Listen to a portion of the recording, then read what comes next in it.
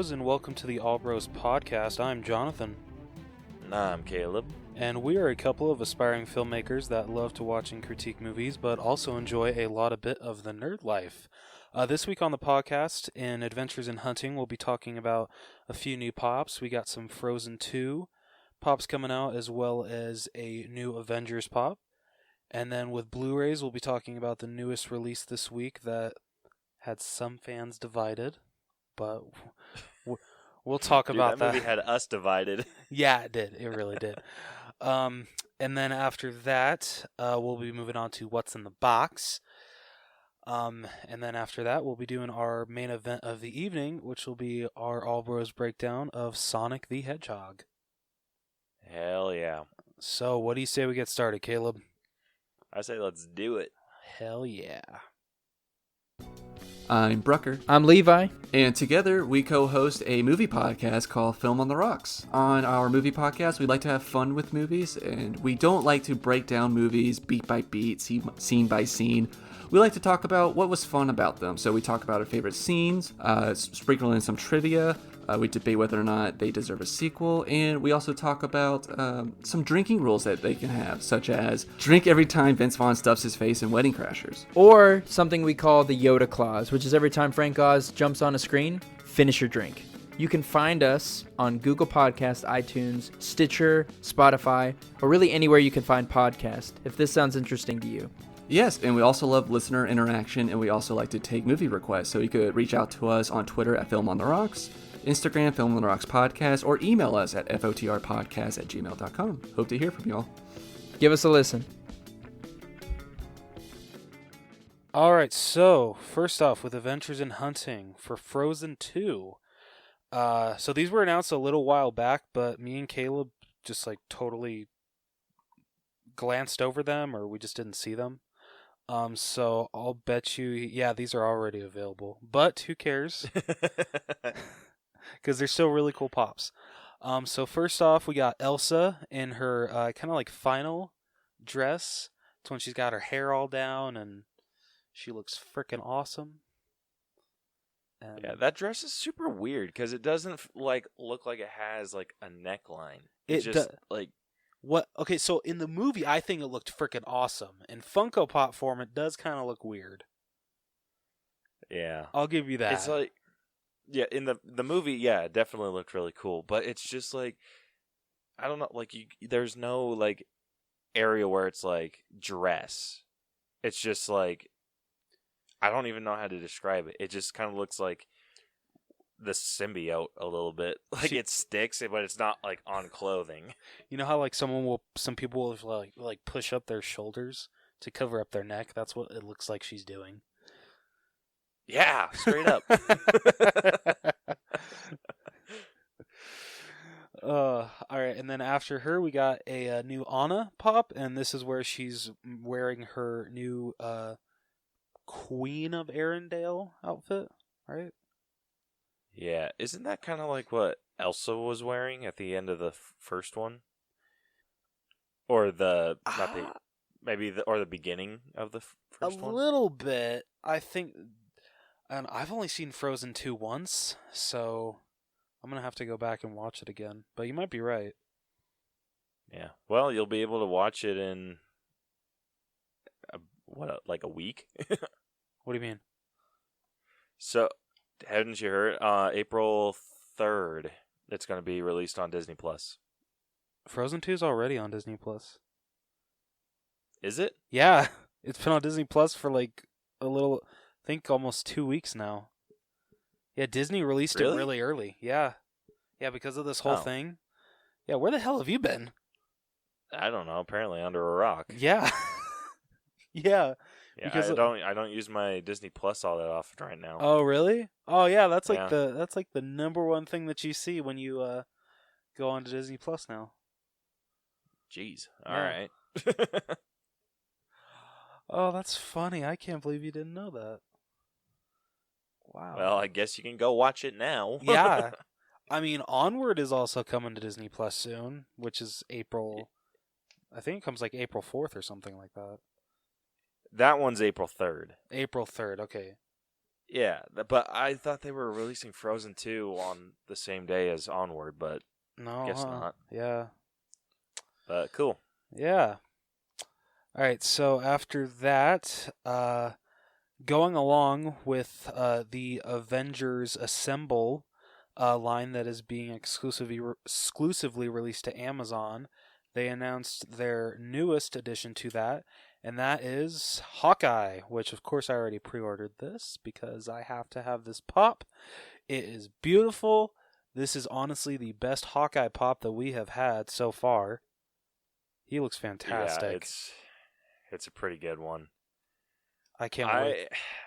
I feel like you could do a lot of cool shit with Hawkeyes. You can, and I wish that he was in the actual pose he was in the movie, but you know what? I'll take what I can get. Is he not? No, he's not. In the movie, well, okay, wait, actually. Okay, he kind of is, because, yeah, when they're Okay, because we've said this before. I'm sorry. Like, this isn't accurate, but it has been. I know, but okay, there's two ways it can be accurate. Okay, yes, this is when they're all surrounded, but I'm thinking like when they do the shot by shot of each character. Okay, so the pose that he's in right now, is it not accurate? It is, but this is when they're all like looking up to the sky at the Chitauri. Okay, they probably did that because it's easier than doing his hand behind his back. Well, no, I was just going to say have them like him pulling back an arrow with his bow pointed up. It's not that hard, is it? It kind of would be because you got to think. Remember the issues that they were having with the Ronin figures? All right, fair. With the bow? Yeah, that's true. Yeah. I hate you. Dude, he's one that I'm shocked they haven't done a first appearance figure for yet. Right? Seriously, though. Like, come on. I want that. Like, they did one for Black Widow. Yeah. Where is the respect for Hawkeye? Apparently there is none. Yeah, apparently, assholes. But anyway, so Hawkeye is the third released pop in this line. I just realized this is kind of cool that both of ours were announced back to back, our favorites. Yeah. That's pretty cool. Yeah, that's gonna be way cool. So yeah, I'm not going to have all 6 of them. So I'm not going to spoil who's next, but I'm sure the next one will be announced next month. Or do we want to? Is it really spoiling if it's from the movie? No, it's not. Okay, yeah, the next one's going to be Thor. Ooh. I know, big spoiler. Big spoiler alert. And then after Thor, it will be Black Widow, and then last but not least, it will be Captain America.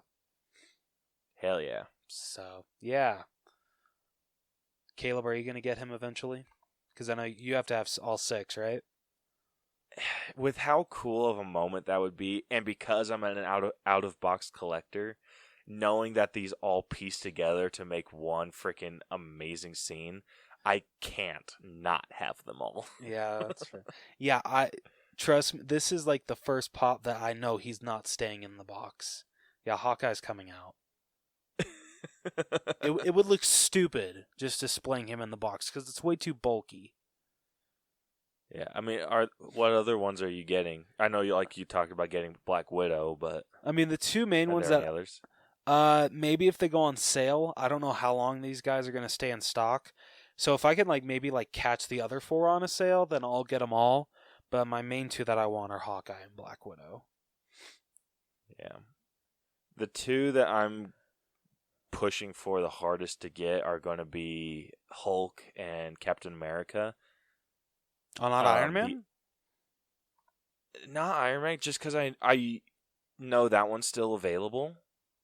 Right, so I'm going to be on the same boat as you and just kind of hoping that one goes on sale eventually. Okay. All right, fair. But Hulk I need to have right now, and then Captain America I'm going to need right at the end. But considering that both Iron Man and Hulk are both available, I mean, I think that if we wait long enough, all of them are going to go on sale eventually. Don't tell me that. They're just going to. No, I think they're all going to go on sale eventually. Or I think they're all going to go on sale until Captain America, and then everyone and their mother's going to freaking go out and collect All right. them all. If Hawkeye goes on sale again, you bet your ass I'll probably buy a second one. What, to keep in box? Yeah. Don't judge me. Come on. Dude, it's the coolest Hawkeye figure we've gotten so far. How about instead of wasting your money on a second one, you buy one of the other 6 Yeah, okay, fair. and get them all and then keep it out of box? Ooh, I just discovered a flaw again. I am so picky. Oh my hell. What's wrong with it now? His arm guard is off. It only has 2 straps when I believe it's supposed to have 3. It's a tiny ass figure. Jackass. Accuracy, bro. Accuracy. They also have to paint this shit. Again, accuracy. You best believe when I take the figure out of the box, I'm going to be critiquing the hell out of his quiver too. Oh, good hell.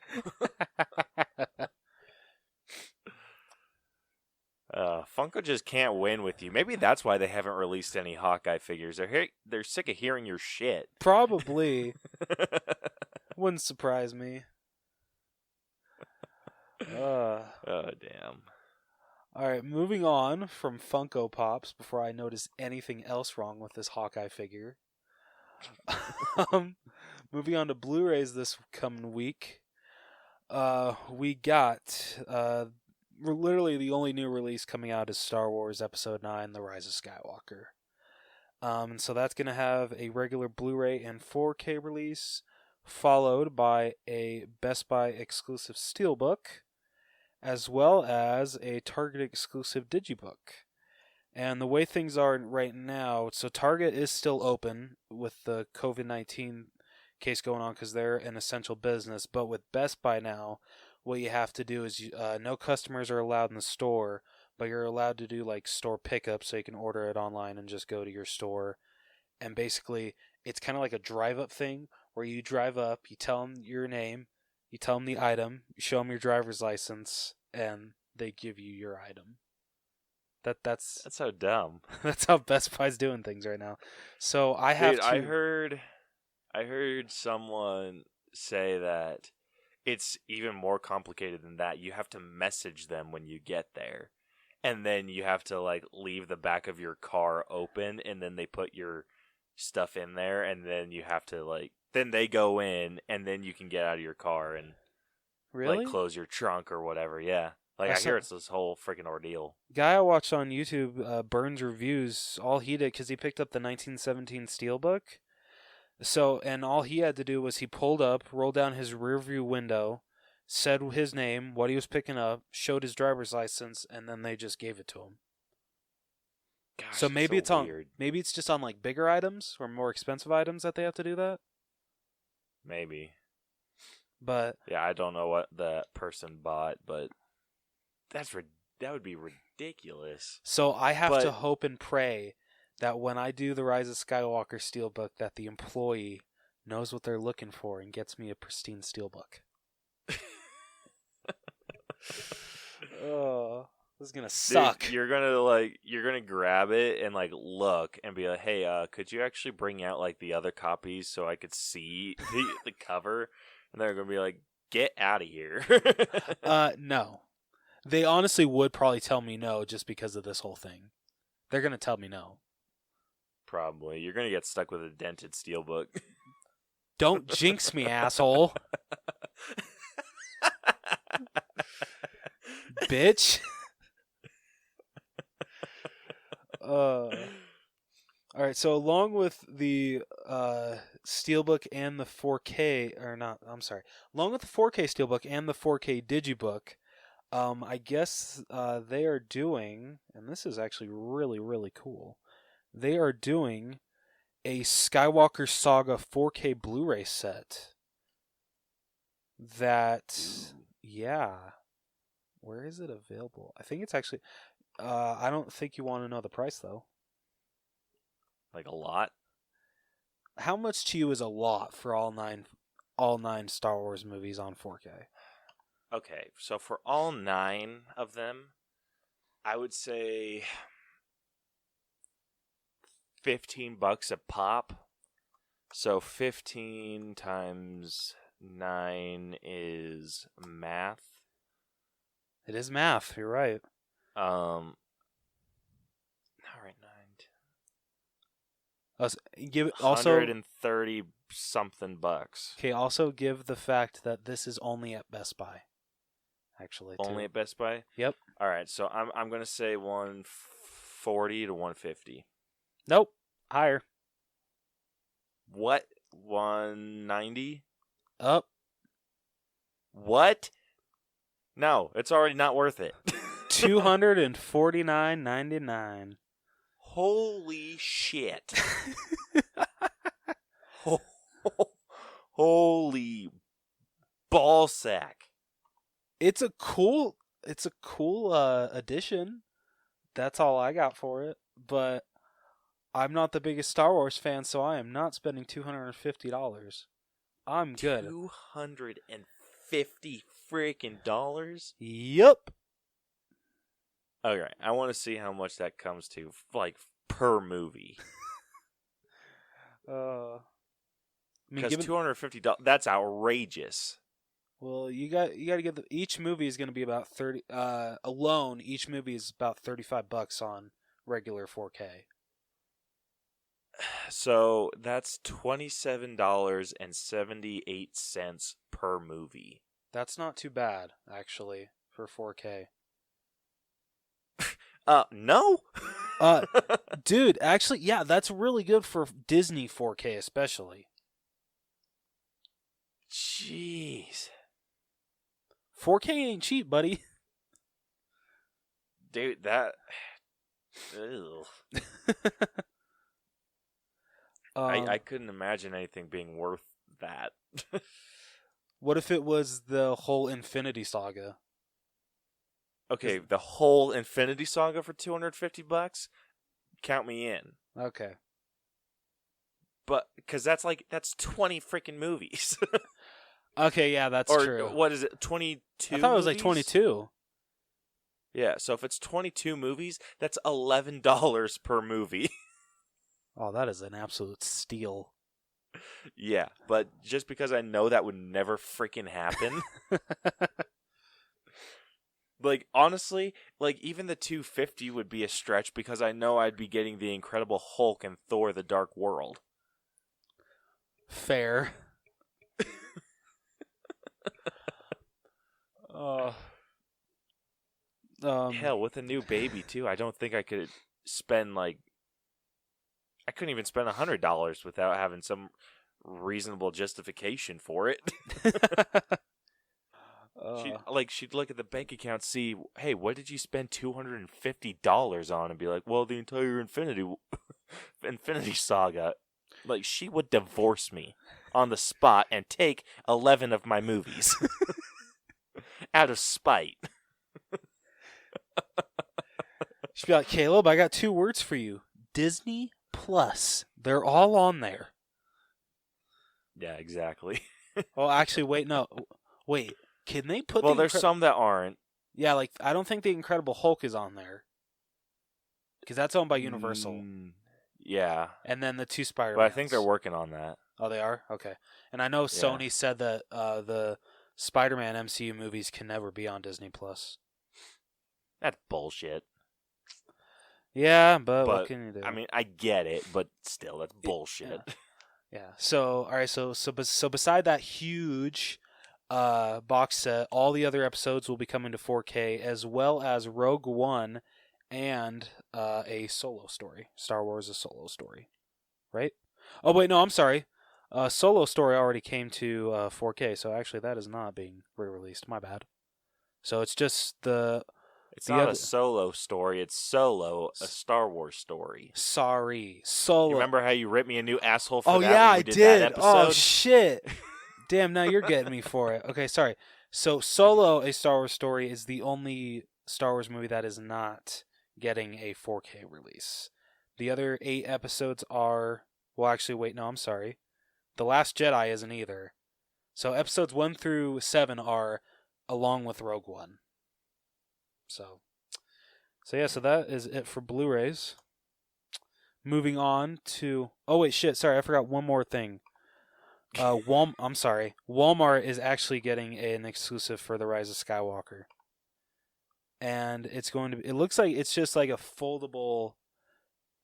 not a pamphlet, but like the cover folds out. It's kind of like what they did with The Force Awakens and Rogue One, but instead of having just one flap open up, both flaps open up.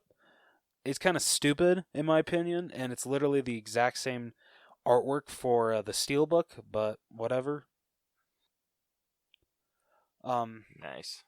Anyway, sorry. Moving on to what's in the box. We reached history this week, folks. This is the first time in box office history where we hit 0. Nothing made money. Thank you, COVID-19, for closing down the movie theaters. Yeah, freaking assholes.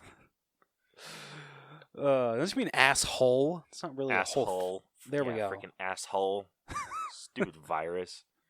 Having us record separately and closing the theaters, freaking bullshit. Well, I'm not blaming the virus for us recording separately. It's I don't want to get my niece sick. Fair. Yeah. I don't have a fever, and I'm not coughing. I forget all the other signs of COVID-19, but I'm literally showing no signs. So, thank goodness I do not have COVID-19. Yeah, well, Brielle's not going to trust you to come over here until this is past, so... Well, yeah, I had a feeling about that. Do I need to bring a doctor's note? Probably. To be allowed back on the premises. Fair. I can understand. I respect that. So, yeah. Nothing made money this week. That's all we got for what's in the box. Yep. So, what do you say we move on to our main event of the evening, Caleb? Let's do it. Time for the main event. It's main event time. Let's play a game. Alright, so before we jump into our main event of the evening, we got a couple answers from our bros. We asked a question of the week this week, and let me find that really quickly. It is somewhere. As you can see, I have it pulled up. Alright, fine. I was trying to be helpful, but take it away, Caleb. Alright, so the question of the week that we posted was, what was your favorite and least favorite part of Sonic the Hedgehog? Just a pretty basic question, because I couldn't come up with anything more creative than that.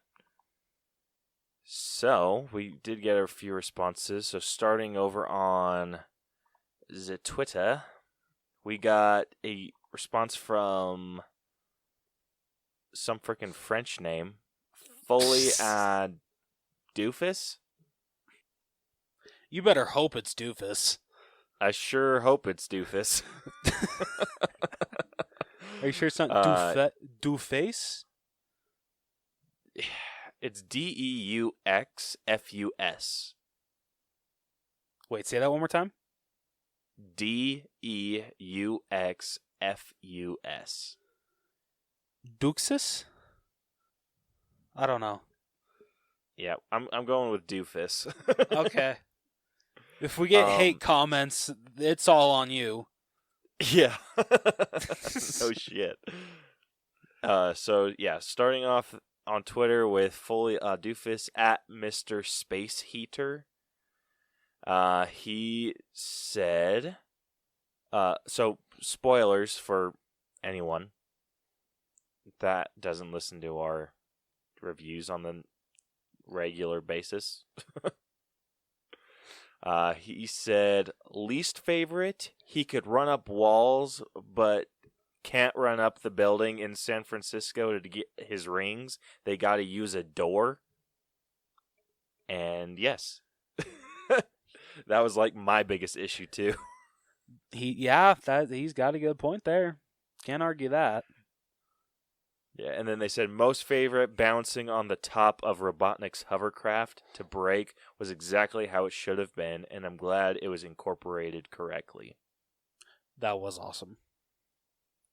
Yeah, and then we got a kind of a side response from Fairs at Fairs STH.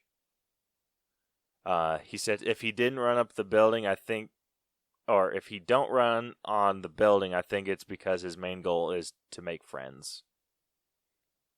He doesn't want to be a show-off. Yeah, I guess, but it's Sonic. Yeah, that's true. But yeah, he justified it because I called him out and I was just like, But he says if he did that, he would just take the rings, create the portal, and go to the Mushroom Planet, and he wouldn't have to pass the time with Tom. There you go. So, Can his you response imagine- makes sense.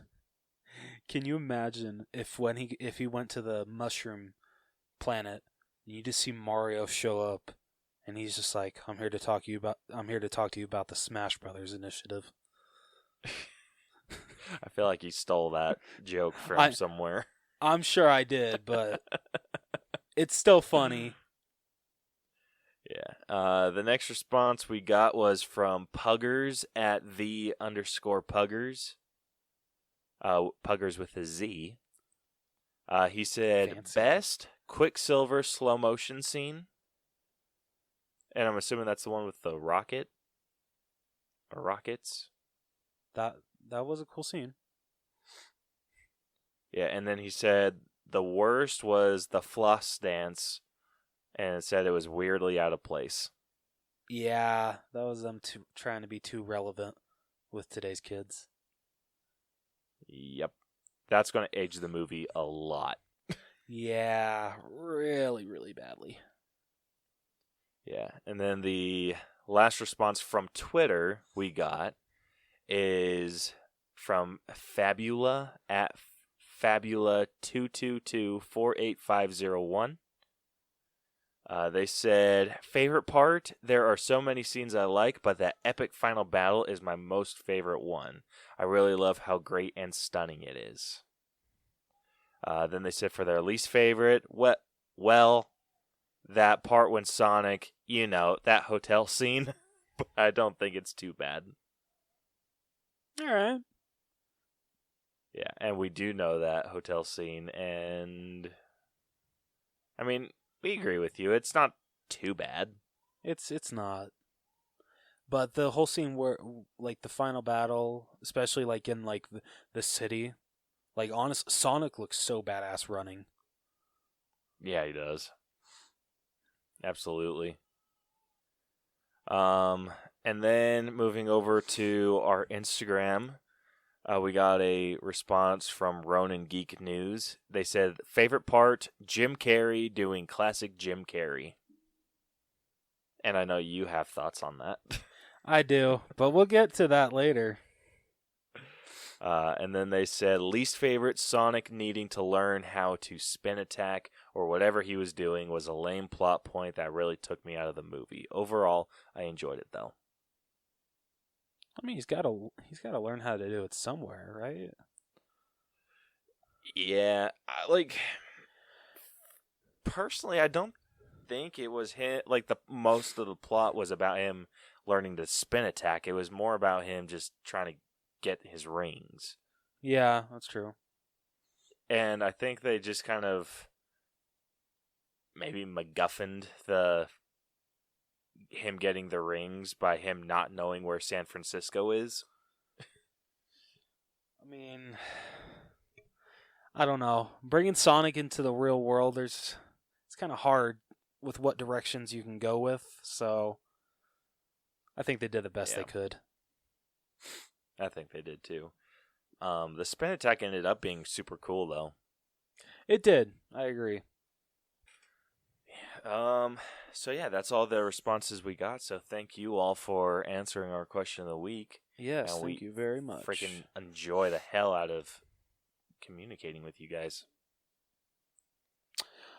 All right, so moving into the main event, Caleb, because you have it pulled up on your screen, do you want to run people through how our reviews are broken down? Hell yeah. So, for those of you that are new to our breakdown system, we have split the movie into 8 different categories that we grade individually to come to a final All Bros grade. So we have it split into category, writing, acting, character development, effects, music, costumes, and then give it an overall grade, like our own personal scores for it. And then we come up to our final All Bros grade, and that's the that's the grading that we give the movie. I need to write down something to freaking come up with a better freaking explanation than that. Hey, I think it works well. It works well enough. All right, so sorry, were you going to say something? I didn't mean to interrupt you. I was just going to say, let's start off with story. Yes, let's start off with a story. So, once again, if you're new to our breakdowns, we spoil the whole movie for you. So, if you haven't seen Sonic, I'm about to read the whole plot here on Wikipedia. So, if you haven't seen it and you don't want it spoiled, get the hell out of here right now. All right, so in 5, 4, 3, 2, 1. Sonic dies. I'm just kidding. All right. Sonic, an extraterrestrial blue hedgehog who can run at supersonic speeds, finds himself sought after by a tribe of echidnas. Yes, I knew they were echidnas. They never said that. They didn't. But I can see how they would get that. Yeah, like they looked like Knuckles. Come on. I really wish there was a tease of Knuckles in this movie. Maybe he was like the one that takes off his hood or something. It's like, hey, we're gonna be friends in a couple years. So Sonic finds himself sought after by a tribe of echidnas for his power. His guardian, Longclaw the Owl, gives him a bag of rings that can create portals to other planets, using one to send him to Earth while she protects him from the echidnas. When me and my coworker JC saw this after, or maybe it was during the movie, like I think one of us leaned over to the other and we're just like, did this just turn into the owls, the Legend of Gahul? Because that owl just came out of nowhere. Dude, so, like the character design for Longclaw was very Legends of the Guardians-esque. Right? Seriously, though. Although that movie is beautifully animated. Oh, absolutely. My first thought with like the transporting rings was like Doctor Strange. Yeah, you did kind of get that vibe from that. Yeah, but when all is said and done, I did appreciate the way that they incorporated the rings. I did too. I thought that was a very cool way to do it. And I don't remember exactly, but wasn't it with the Sonic games, like the original Sonic game? If you collected a certain amount of coins, once you got to the end of the level, you could jump through a ring? I didn't play a lot of the classic Sonic games as a kid, so I do not know. I'm pretty sure that was the case. If I'm not mistaken. Like, it's one of the big Sonic fans, please correct me. But I'm pretty sure you could jump through a ring and it would, like, transport you somewhere. So I liked how they incorporated that or kept that little detail. I also liked how they also used, like, the sound effects from the game with the rings. I loved that. It worked so well. It did. But yeah, very, with Longclaw. Very Legend of the Guardians. All right. So, 10 years later, Sonic enjoys a secret life near the town of Green Hills, Montana, but longs to make friends. He idolizes Freaking loved that. Yeah, that they that called was- it Green Hills. Yes. And just when he's like talking about like everything that he has in his like underground cave, it's so funny. Especially like I seriously, when this comes out on Blu-ray, I want to this is going to take me forever, or if someone else wants to do it, I want to see how many Flash comic books were in that stack. Right? Like I really want to Dude. know how many he read. Oh, what was one of the things I was just going to say? Oh. If they do like another Sonic movie, like I hope they do. I hope they do another sequel. I think they will, because it actually its box office is pretty impressive. Yeah. And I hope that when they do the sequel, that they incorporate the second level of Sonic. Okay, that would be pretty cool. Yeah, or at least like one of the cool levels. Like just one of their more like I think the casino one would be really cool. Yes. Oh hell yes. Yeah, or just something like that. Just be like, "Hey, we've moved on from Green Hills and now we're on to whatever level 2 was named." I can't remember. Yeah, but anyway. All right, so he idolizes the local sheriff, Tom Wachowski, and his veterinarian wife, Maddie, unaware the pair are planning to relocate to San Francisco soon, as Tom has been hired by the San Francisco Police Department. One night, Sonic becomes upset over his loneliness when playing baseball by himself. This was freaking hilarious, just watching him banter with himself. Right? Honestly, that might have been my favorite part in the whole movie. The baseball scene? Yeah, I just loved it so much. Like, I could not stop laughing. That was a pretty good scene. Yeah. All right, so A lot of his banter with himself was really solid. It really was, and I think it's a credit to how good of a voice actor Ben Schwartz is. Oh, absolutely. All right. So one night, Sonic becomes upset over his loneliness when playing baseball by himself and runs at supersonic speed as a result, inadvertently triggering an electromagnetic pulse that knocks out power across the Pacific Northwest. Roboticist and scientific genius Dr. Robotnik is enlisted by the United States Department of Defense to uncover the source of the outage.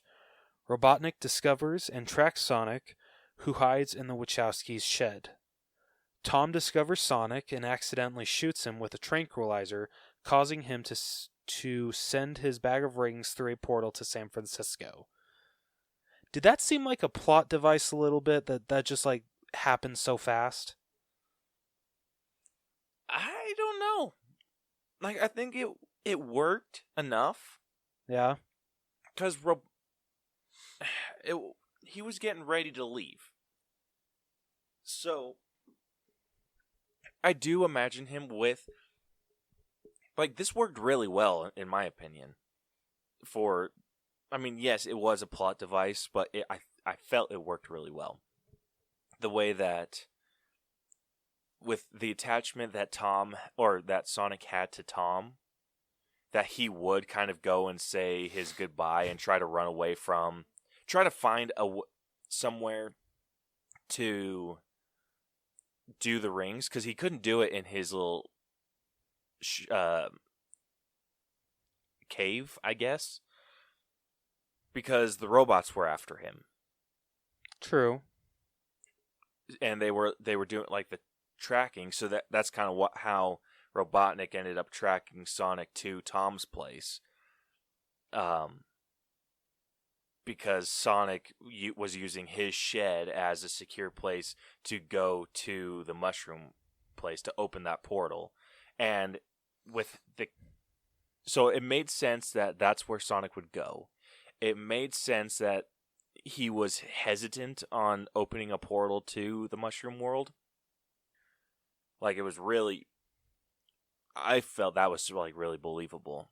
And then when Tom came in and shot him, I thought it was more... like, the part that was, like, a little difficult to believe, because they explained the rings later. It's like, you need to think about where you're going. Mm-hmm. But with that, it felt more like he was saying... or the rings, like, the way the rings worked is you have to say where you're going. So it made sense that while Sonic was passing out, he was saying, oh, San Francisco, because he saw it on Tom's shirt, and then the portal opening and whatnot, and the bag falling in. All right, that's a good point.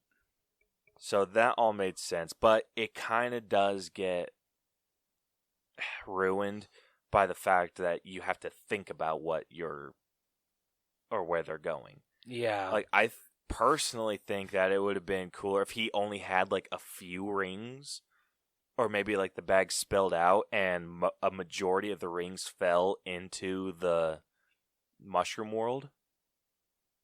And so maybe he was, I don't know, something had him needing to gather what rings he had. And maybe it was Robotnik that found the rings and was using the rings as power and blah, blah, blah, blah, blah. Okay, I could see that. Yeah, that's the only improvement that I would have made, but with what they did, I feel it made sense. But they didn't follow the rules of their own story later on, where it's like, you need to think about where. And Yeah. All right, so Tom reluctantly agrees to help Sonic before Robotnik arrives at the Wachowskis' house and the two flee.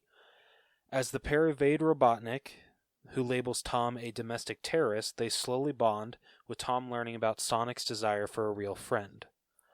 Robotnik comes across one of Sonic's quills, discovering the power in it has the potential to fuel his robots, and becomes obsessed with capturing Sonic.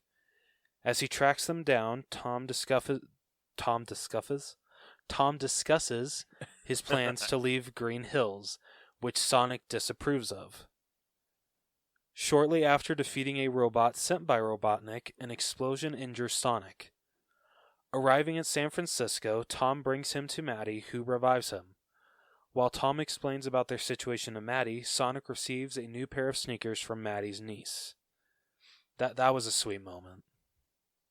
love that. Yeah. And seeing Sonic in the red sneakers just felt right. It did, yeah. It felt... I mean, it didn't feel weird. It felt a little weird seeing him in just busted up white sneakers.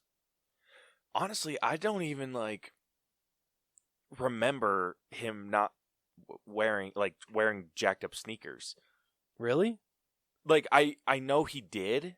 I know he did wear, jacked up sneakers, but I don't remember looking at his feet until he got the red. That's fair. Sneakers. I don't think I did either. Yeah, they did a really good job at not, pushing in your face, hey, he wears shitty sneakers. Yeah, which thank goodness.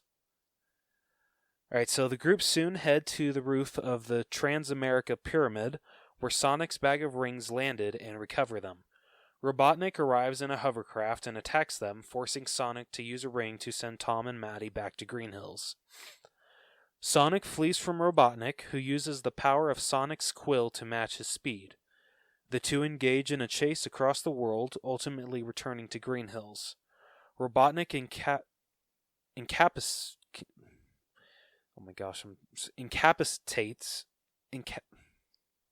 incapacitates.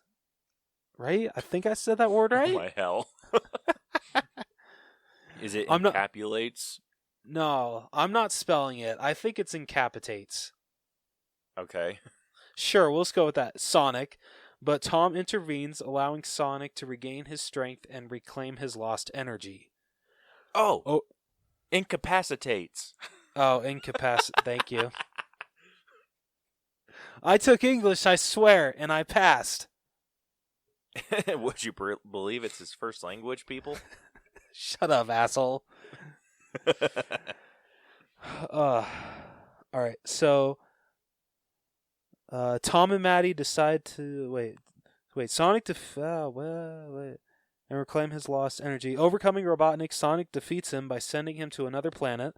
Following the incident, Tom and Maddie decide to stay in Green Hills and let Sonic live with them. The U.S. government erases all evidence of the events, including records of Robotnik's existence. Meanwhile, Robotnik, still in possession of Sonic's quill and having lost his sanity, begins plotting his revenge. On Earth, Tails, a twin-tailed fox from Sonic's world, emerges from a ring portal in search of Sonic. But no tease of Knuckles. No, just Tails. Okay, asshole, we got the tease of Knuckles. We just didn't get to see Knuckles himself. Still butthurt.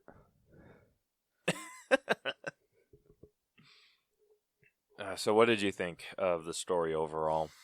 For a live-action Sonic movie, and it not actually taking place in Sonic's world, I mean, I think they did the best that they could with a story for this. Like, it's definitely not, like, you know how they did with, like, Alvin and the Chipmunks or the Smurfs or stuff like that? Like, honestly, I think Sonic's worked better than those. Oh, absolutely. Yeah, with Smurfs and, like, those other ones, that transition's really difficult if you don't do it right. The only one I think that actually kind of did do it right, and that's just because they didn't try to change the source material, even though this movie sucks, is Yogi Bear. Fair. So. Yeah. Well, I mean, I think we can both agree that movie sucks ass. Yes. Oh, yeah. It's awful. But when we're talking source material to on-screen adaptation, it was pretty solid. Yeah. That transition. It really was. But in ways of story, this did it way better. Oh, yeah, absolutely.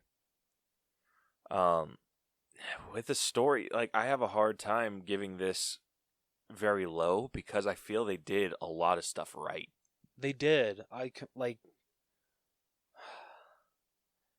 want to say I'm like in the 80s. What do you think? I'm in the higher 80s. Okay. There's definitely just some, like we said, there's some plot conveniences, and all this other stuff, but overall, everything worked super well. Like, the way that they were able to put the rings, or incorporate the rings, worked out amazingly. The way that they were able to incorporate the way that Sonic would defeat Robotnik's drones, that worked really well too. It did. Robotnik himself, or at least the drones that Robotnik has, they worked really well, I felt. I liked how they looked like eggs. Yeah, those definitely everything he did. Those definitely felt straight out of the video games. Yeah, for sure. I'm trying to remember all of his little drones, because so he had like that big one, right, that he knocked over, and then out came like this little like tumbler looking thing. Mm-hmm. That one kind of reminds me of, I think it's the crab that you fight in the game. Oh yeah, I know what you're talking about. Yeah, yeah, and, it like, does. I was trying to compare it to like the drones that you fight in the game. Once it got to the one where it's just the single drone on the one wheel, I don't know. Like, that's the one with the drill for the nose. Yeah. And then I think the little tiny dinky one at the end that cut off the roof of the truck. I think that those can like swarm you in the game. If I'm like, I haven't played the Sonic game forever, so I might be remembering this wrong, but that's what I'm remembering. I think you're right. I'm pretty sure. Yeah, like the smaller the drones got, I think I was able to like picture, oh, that's based off of this type of enemy or this type of enemy and so on. So I really enjoyed that. The only thing that like the plot conveniences with the coins or the rings kind of going away. That brought coins. the This ain't score Mario. down. Yeah, that brought the score down a little bit. Everything else worked out really well, though. I think the whole movie, like itself, like I don't know how I feel about him not knowing his way around. Like just around the world. Just because I feel like Sonic should have a better sense of direction. I mean, he's still like I think the whole road trip aspect, it should have been like, hey, follow this map. Like, hey, I'll give you Google Maps and we'll figure it out. Or just something like that. But I think him just being like, yeah, San Francisco is that way, and he's just like, oh, okay, and then he just takes off, and then comes back and he's all wet. Like, I thought that was just kind of like, okay, come on. All right, So- yeah, I can give you that. But other than that, like, those are some minor gripes, but I'm still in the high 80s for the story overall. Like, where are you at? I'm probably at like an 87. 87? Yeah. That's actually about where I was at, too. Oh, hell yeah. There we go. All right, next up, we got writing. It was pretty solid, especially for Sonic. Sonic for writing was really solid. Yeah, I think it's kind of tough to write for Sonic because his games, the games that I've played, there's no real story to them. No, So you kind of have to start from scratch. Yeah. Mm-hmm. Like when it comes to a story, like playing the original Sonic game, you kind of get like the basic story where it's like, oh, Robotnik is in like capturing these woodland creatures, and you have to free them, and then you have to defeat Robotnik. There's not much to go off of with that. Truly. Like, I can see that working with the show, or with like a show, then it's just like, oh, like kind of a creature of the week, but more with like Robotnik's creation of the week, and then you're just defeating that. So I think it works really. That freedom of story works really well for a show. It would be really difficult to do that for a movie. And I think the writers did really well with that. They did, and honestly, I feel with every Sonic game that I've played, the story is definitely never the biggest part of any of the games. I think the only story that I think I kind of actually liked was in Sonic Colors. Did you ever play Sonic Colors? I did not. So, from what I'm remembering, it's Eggman opens up like a theme park, and it's he's able to like keep it running with like these wisps that like have like a whole bunch of electricity with them, and so it's up to Sonic and Tails to rescue all of them. Okay. So that, I don't know, that kind of, it was a decent plot, but then you get Sonic games that are like Sonic Unleashed, where he becomes a hedgehog or a werehog or something like that at night. That was so dumb. Oh, I remember that game, but I never played it, but I remember that game. consider yourself lucky, dude. Like, the first level where you're just running as Sonic, that level is fun as hell. I love that level, but when it gets to the where you have to be a werehog and fight off all these stupid ass characters and shit, it's not even a Sonic game anymore. Yeah, I feel you there. I'm trying to think of any, like, did any of the writing feel choppy to you? Because there were some parts for me, like the hotel scene That did feel a was a little bit choppy. Yeah. Yeah, it was more like the sentimental stuff that was a bit like odd. Yeah, because it kind of like came out of nowhere, considering how long Yeah. they had known each other so far.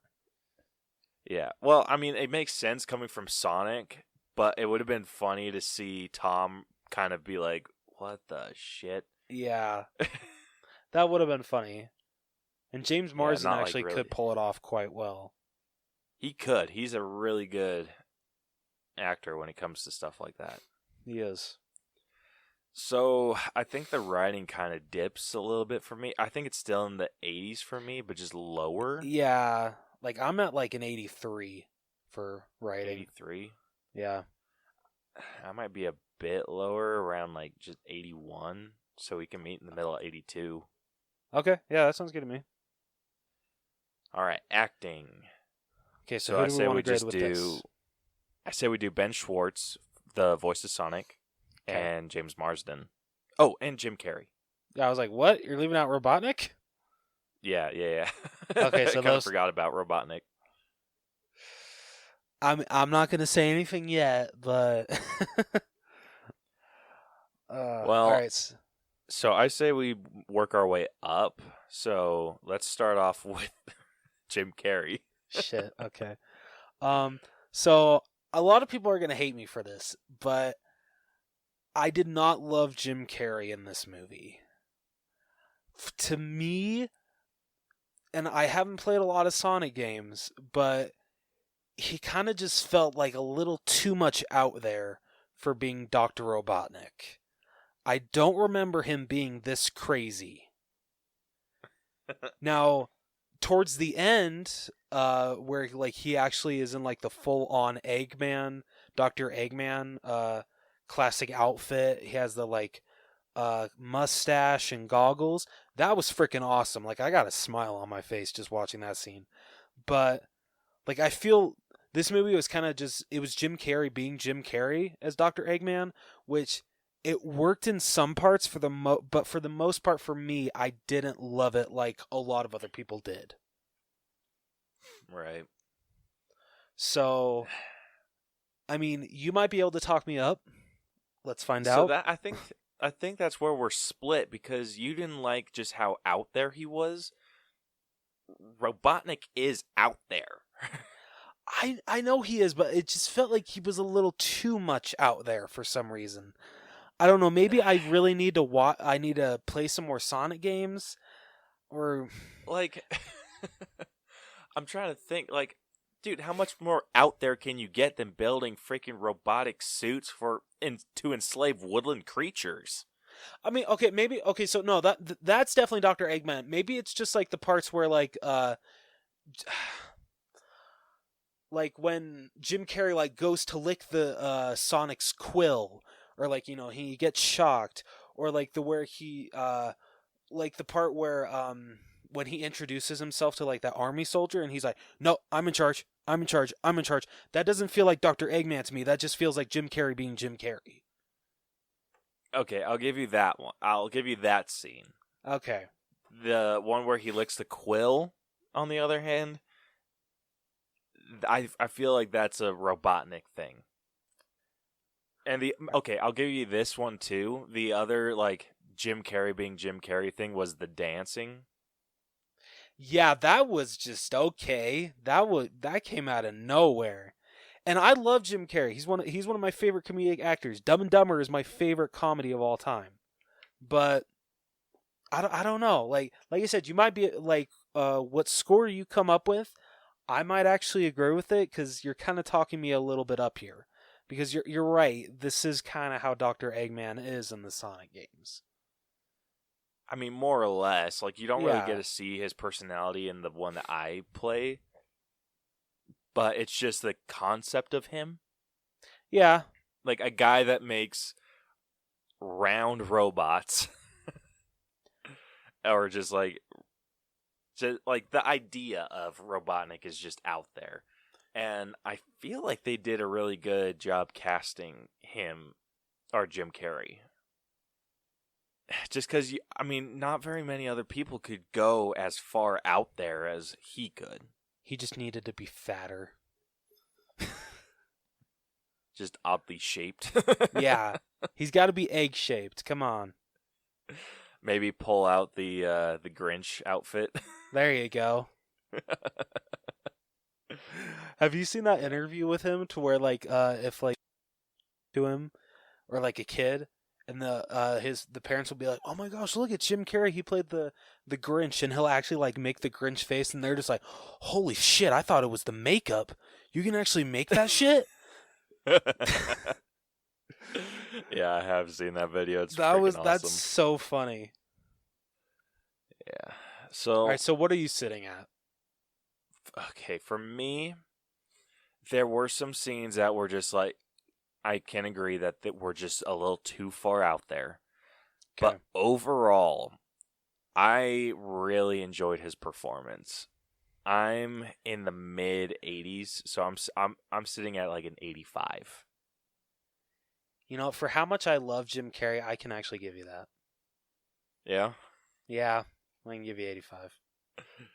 All right. 85. All right, next up we got James Marsden as Tom.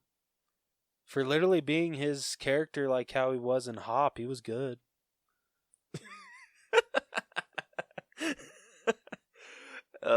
Wasn't he basically the same character? Pretty much. Honestly, as much as I hate to say it, I might give him lower than Jim. Yeah, I'm not going to argue there. Like, just some of the line delivery was just weird, where he's, like, especially at the end, he's just like, "He's my friend." Yeah, that just felt weird. His name was Sonic, Yeah, it's just, and he was my friend. Like, yeah, I was just like, is he though? I mean, I'm giving him points for the comedic bits. Yeah, those were pretty funny. Like when he's saying, or when they're in the elevator with Sonic in the duffel bag. That was fantastic. Oh, it's not my child. No, when she's just like, I freaking love the lady's reaction to it, where she's just like, "Is your child in that bag?" And he's just like, "Oh, this isn't my child." I mean, he's like, "Yeah, but it's not my child." Then the guy with the glasses is just like, "So, but there is a child in there." No. Then Sonic's just like, "It smells like, what, cheese in here? I think so, something Or like that. dirty laundry, or just something." Like, yeah, that was freaking great. it was. But yeah, like,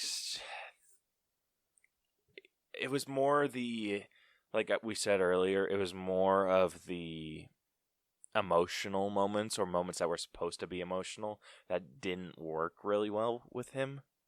I mean, and, you know, with Sonic, you really never get those kind of emotional scenes, so it was kind of a little, not weird, but it was just more weird when you thought about, hey, you just barely met this creature. yeah, and now you're calling him your, not best Your friend, friend. but, yeah. Yeah, and it was just kind of like, ooh.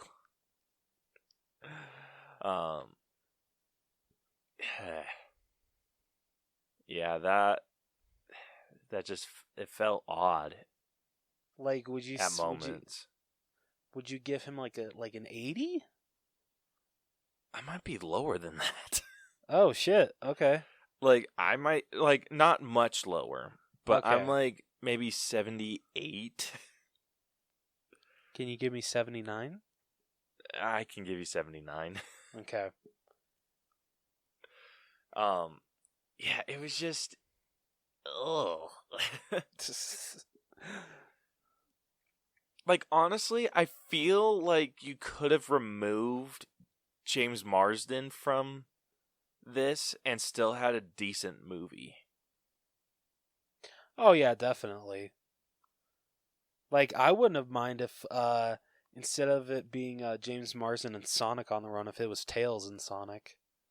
That would have been cool. That would have been fantastic. That would have been really cool. And then, like, I feel the emotional moments would have hit a little bit better. Oh yeah, because Tails is Sonic's best friend. Yeah. And that, well, in this, apparently they don't know each other. Okay, yeah, that's true. I But mean, that's the throughout vibe I everything got else. from them. Oh well, yeah. Yeah.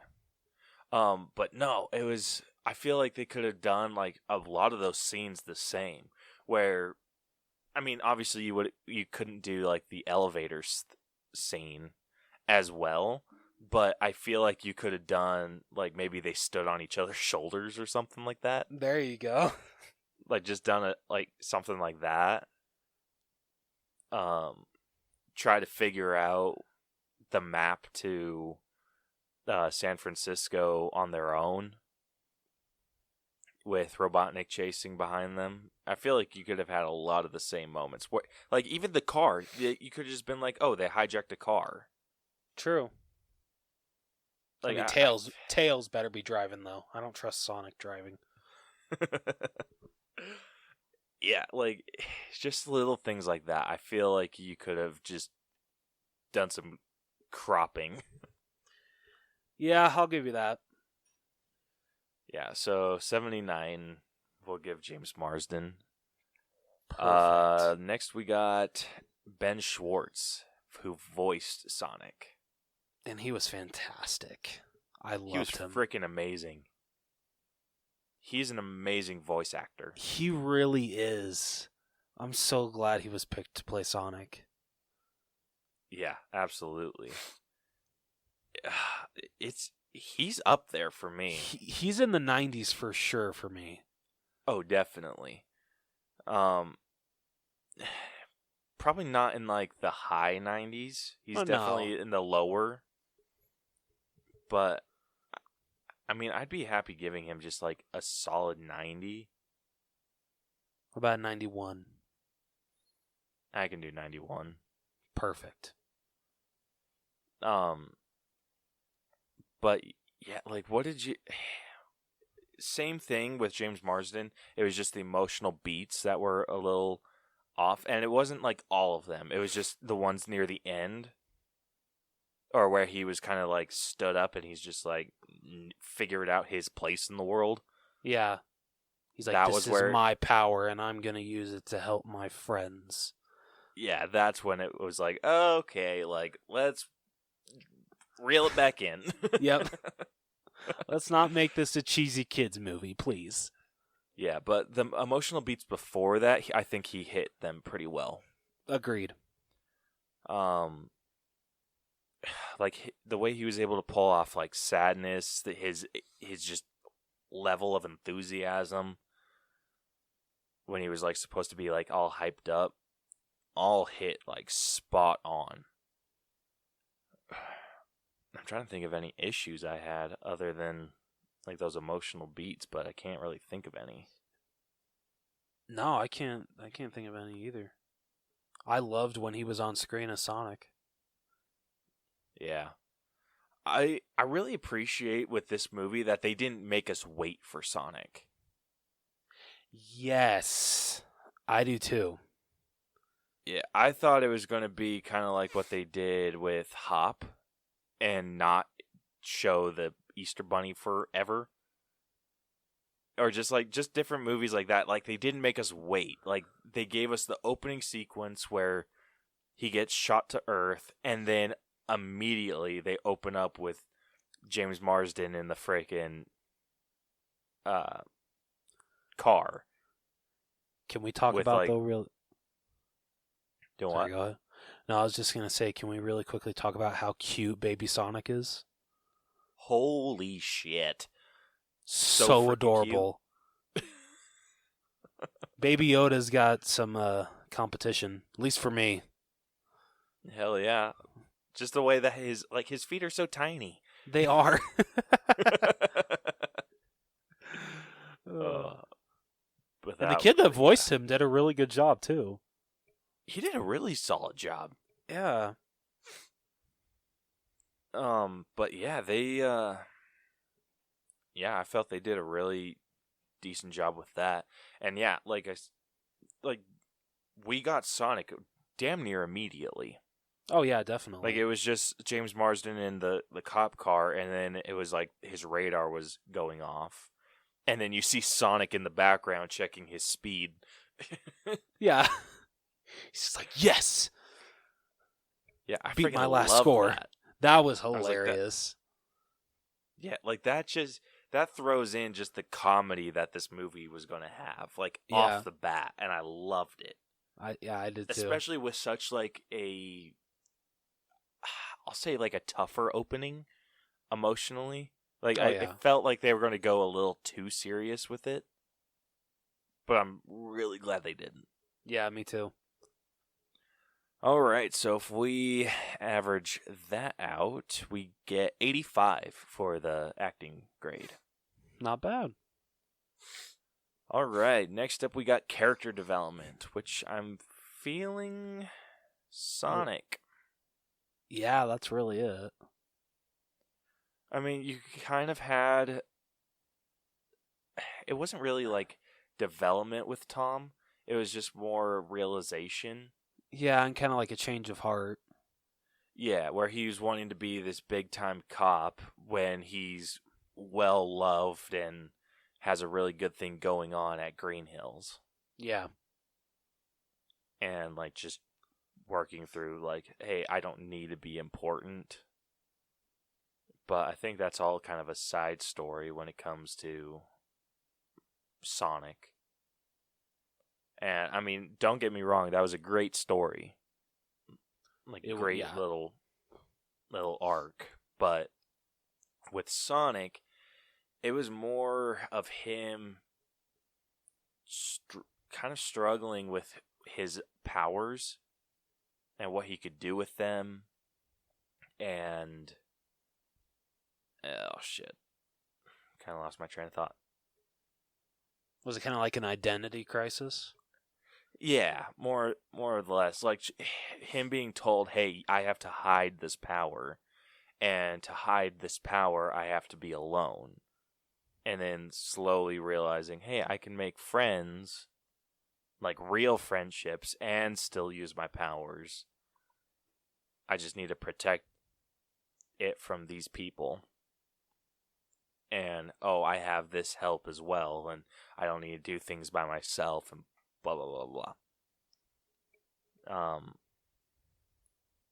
I mean, it wasn't like the greatest thing on planet Earth. It was pretty average. I mean, I feel they gave the kind of the best character growth you could give to Sonic with him just being on Earth. So, and I feel they did the best that they could. Yeah. Like, he was still snarky, still, like, it was just more controlling his power, because you could tell when he was getting emotional, or using very strong emotions, that's when his full power was coming. Yeah. To light, and it was more like the lightning, so it's kind of like a Thor situation. Which was awesome. I would have loved to see him go supersonic in this movie. That'd been really cool. I hope they introduce the Chaos Emeralds. I hope so too. There's a lot I hope they do in the sequel. Right? So, where are you at?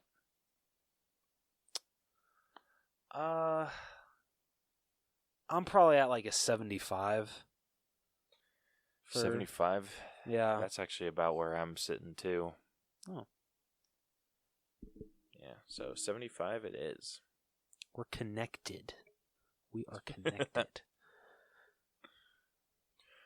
All right, next up we got effects. Sonic looked... Okay, there were some parts that, I don't know about you, but I don't know if it's just because of the redesign and everything, but there were some parts that, like, the coloring even of Sonic looked a little off. I didn't really catch the coloring as much as the motion. Okay. And it wasn't even like the motion looking fake. It was just more, with the redesign of Sonic, he's a lot more animated, like more jumpy and just filled with energy. And there were some scenes where he didn't do any of that. And I'm wondering if it's because that those were the scenes that they had completed with the original design, and they had to just replace the character model. And so they had those moments where he wasn't as energetic and lively because they're just like, all right, just do a 1-for-1 swap on the character model. I really want to see how much of the movie they had already done with the old version of Sonic. Yeah, Can they make that a special feature? Yeah, right? Be perfect. It won't happen, but we can dream. Yeah, that'd be really cool. Just to see their process too. Yeah. That'd be really interesting. So those were the issues that I had, where it just felt like a 1-for-1 swap on these different scenes. I mean, the only scene that I really saw just like the kind of coloring of Sonic being a little off is the scene where they're on top of the roof in San Francisco, and when Sonic says like, "Oh, I got a plan," his blue looked a lot more lighter than it was in every other scene. Okay. Yeah, I'm kind of remembering that now. Speaking of that scene, the way that he freaking just pushed Tom and his wife off that building, and even Robotnik's like, well, wasn't expecting that. I love the whole line that he says, well, I wasn't expecting that, but I was expecting not expecting something, so... I'm still right. Yeah. Yeah, that was great.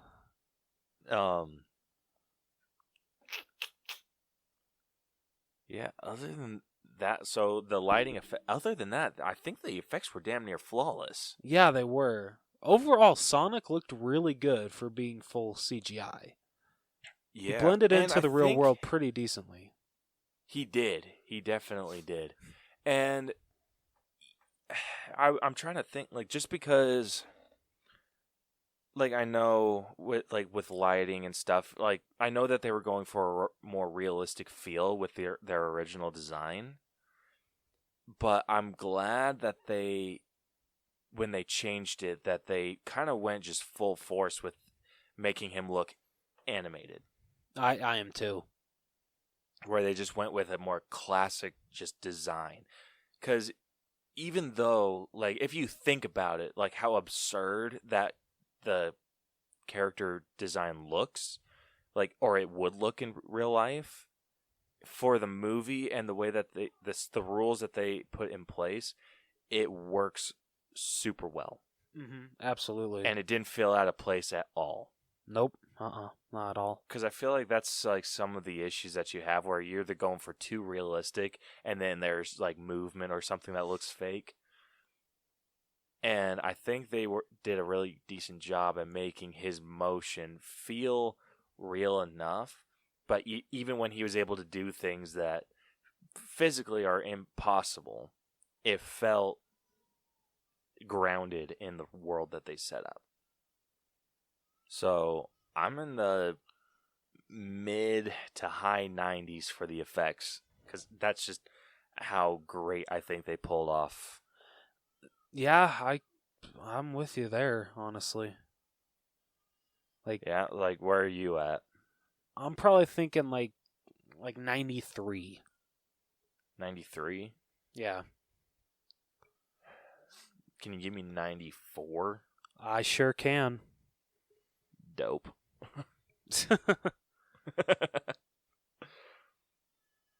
All right, next up we got music. I'm honest. I was kind of shocked that the song that they were hyping up for this song, "Speed Me Up," that it wasn't featured until the credits. They didn't include it at all in the actual movie. Yeah, and I'm glad they didn't do. I mean, unless I missed it, did they do? They didn't do "Gangster's Paradise," did they? No, Freaking good. I was at least hoping for some tease of supersonic racing. Like, come on. It would have fit into like literally every part, every scene that Sonic is running. It would have fit perfectly. You're not wrong. But beggars can't be choosers. Yeah. Yeah, I'm going through the soundtrack in my mind, and it was pretty solid. Nothing was. was out of place. It wasn't groundbreaking. Yeah, but it was pretty decent. I really liked how they incorporated some of the game music into the. Yes, that was freaking awesome. Like they did just enough to make it feel like you're in the video game. Yeah, And it was really good. Shit, I might have talked myself up. I'm like, maybe. I might get a 7. I could be talked up to an 8. I'd give it a 7. 7? Yeah. Okay. If you're not going to talk me up, then. Sorry, bro. I can't really talk you up. All right. Next up, we got costumes, which there wasn't anything special costume-wise, but I think we can talk about just maybe the character design. Well, I mean, you could honestly kind of, with costumes, Dr. Eggman's costume. Oh, true. Okay. So we'll do, like, part character design, part costumes. Okay. So getting into character design first, I really liked what they did with Sonic. Oh, yeah, he looks And- fantastic. Yeah. The only character that didn't feel like they fit into his world was Longclaw. Yeah, Longclaw felt like she should be in a different movie. Yeah, she did. But I mean, the echidnas were pretty badass. Yes. Like what we saw of them, Tails looked freaking amazing. Yeah, Tails looked great. Yeah, I mean, I think they adjusted his face a little bit. Like I think they did something to his face. They might. I'll give the one thing that I did notice is, so with Sonic's shoes, they are a little different than what he wears in the like everything else. I'm pretty sure Tails are like exactly spot on. Tails shoes look. That's what I remember too. Yeah, so kudos to them. The only- That was awesome. Well, the only difference with Sonic's shoes is he was gifted them by a little girl. yeah, And that's those true. shoes were specifically designed. I think they were designed by Nike for this movie. Of course they were. Yeah. So the character design, I'm putting the character design about a 9. I can give you that. But then it kind of gets docked some points for For- costumes with Robotnik. Just because it's not his classic costume until like the very end. Yeah. So I think that maybe the one that he's in the majority of the movie, I think that docks it like at least a point.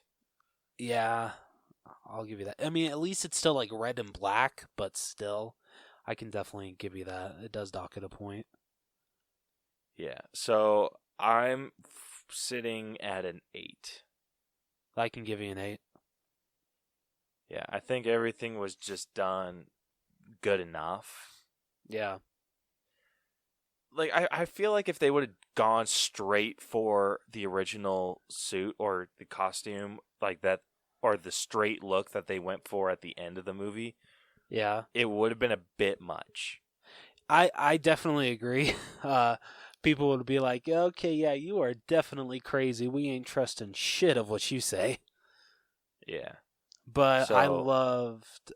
I'm just gonna say I loved when Jim Carrey was like playing with his mustache at the end and just like just classic Eggman. I loved it.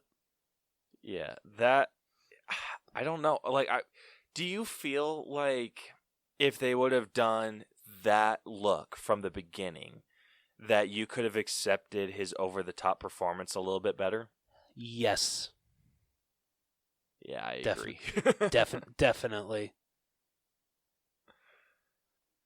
Yeah, me too. Because anyone that has a bushy mustache like that, bald head, goggles, I don't know, dresses like that, they got to be out of their mind. Oh yeah, for sure. At least a little bit. All right, moving on to our own personal grade. So, what are you at? This is hard. Overall, I think for adapting Sonic the Hedgehog from a video game to a live action movie, I think they did as best of a job as they could, which is actually a very high mark, I feel, because I think they did a pretty damn good job. Ben Schwartz was amazing as Sonic. For the most part, I really liked Jim Carrey as Dr. Robotnik, and James Marsden was really good. Personal, I'm gonna give it actually a solid 80. Solid 80? Yeah. Okay. Yeah, I'm on the same boat as you. I really enjoyed what they did. I wasn't expecting to enjoy this movie as much as I did. I wasn't either. I was kind of expecting the Smurfs, honestly. Yeah. Yeah. Same. Yeah. That's kind of what I was expecting. I was expecting it to be just kind of oh, this is fun, but it's kind of cheesy. This wasn't cheesy at all. Yeah, it really wasn't. It was a movie that I could take serious. I mean, it was a comedic movie, obviously, but... Yeah. Yeah, but as... it wasn't something that I was just kind of laughing off. It was one that I'm this was great when I left the theater. Yeah, I can't wait to buy this and watch it again. Yeah, so I'm a few points higher than you. Okay. I'm at an 85. All right. That's fair. So if I average that out, that comes to an 82.5. It's not bad. Yeah. Which comes to our final score of... I can't really do it right now. That's the best I got. a B. I would definitely agree with that. Yeah, so it's sitting at an 84.9%. What's the cutoff for a B? So the cutoff for a B, so a B starts at 83. Okay. And you said it's an 84? So yeah, and so, yeah, an 84.9, so, I mean, you could round it up to 85. So it's just below a B plus at 86, and so yeah, it's probably 4 point. So it's closer to a B plus than it is to a B minus? It's or is it in middle. between? Okay. All right. Yeah, it's right in between. Yeah, so this is actually a point lower than Onward. I don't like to fight the Allbro scores, but I'm sorry I disagree with that, but I'm sorry, I think Onward was a better film. Did you? Well, it's the same grade. Oh, it is? Yeah, so it's well, a honestly, point I lower. would rate So this is Sonic is 84.9. Yeah. Onward is 85. Oh, okay. Yeah. Okay, and so then... Onward is still a point higher. Yes. Okay, all right. Okay, we're good. All's right in the world. It's pretty much in line with Age of Ultron. All right. I can accept that. It's a little bit lower than Toy Story 4. So these are all movies that are a B. Okay. In our ranking system. It's a little bit below Lego Movie 2. I can accept that. Let's see. It's above Murder on the Orient Express. I gotta watch that movie again. Yeah. It's above Magnificent Seven. I gotta watch that movie again too. Yeah, that one I'm okay with. Oh, you didn't really like the Magnificent Seven that much? I did. I liked it in line with this movie. All right. And it's a little bit below Sorcerer's Stone. I can accept that. I mean, it's Harry Potter. So every movie I just listed is in the B. It's a B movie. So like that's the grade for every movie that I listed. It's just a matter of 1 point higher or 1 point lower or whatever. It's still in the B range. I'm not like listing off like A- movies. These are all the movies that we have graded that are in the B range. And that's more for our audience than for you. Just so they aren't being like, okay, well, what's the Yeah. what's the ranking? These are all B movies. It's just Because I what's made the it very point system? clear. I made it very clear I don't agree with our grade for Toy Story 4, but just saying. Yeah, well, too bad.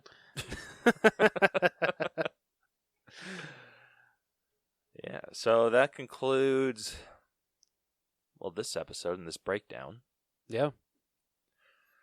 So if you liked what you just listened to, you can follow us anywhere you can listen to podcasts. We're on Apple Podcasts, Google Podcasts, Stitcher, iHeartRadio, RadioPublic, Radio.com, Spotify, and more.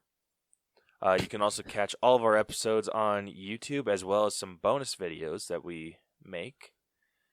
I've been trying to do Blu-ray hunts, but I really can't right now with the COVID-19. It really comes to bite us in the ass. Yeah. Yeah, so we're also on social media. You can hit us up on Facebook at facebook.com/The Allbros. Twitter and Instagram, just search at The Allbros. If you have an episode idea, want to answer our question of the week, if you would like to join us, we were supposed to have a guest on today. Unfortunately, that didn't end up working out. But yeah, we'll take anyone on with us. You can also email us. We're at theallbroschannel@gmail.com, or go to our website, which is tinyurl.com/theallbros. Just barely updated that this week, or this last week. And it looks killer. Yeah, so I just updated it a little bit, just made it a little easier, took out some of the stuff that we don't need anymore. Just to make it easier for you guys to navigate and see what we do. You can also go check out our merch store, which is which is on TeePublic at teepublic.com/user/The Allbros channel. There should be a link in the description of wherever you're listening to this to. Also, if you guys haven't seen it yet, so this episode releases on Monday. Let me pull up my calendar. So Monday the 30th. And by then, we should have already done our trivia show with the Inner Circle Podcast Network. We did a show with them called The Winner Circle, where we haven't done it yet, but so time travel shit is going on. And yeah, so you guys go check that out on Spotify. There should be like a live stream of it on our YouTube channel as well. So go check that out. Should be a good time because we're dumb as shit. Yeah, we really are. I'm not even going to argue that. Yeah, we'll see how well we do. Yeah. But yeah, with that, next week, I think we are still going to be doing, or Rose is going to be pitching us his idea for a Monsters Incorporated sequel. Hell So yeah. a Dreamcast of that. So look forward to that next week. And until then, this has been the All Bros Podcast. I'm Caleb. Now I'm Jonathan. And we'll catch you guys next time. Deuces. So long. I can't believe I can still do that with the nasal shit going on. I think it's easier with the nasal shit. I think you're right. This is amazing.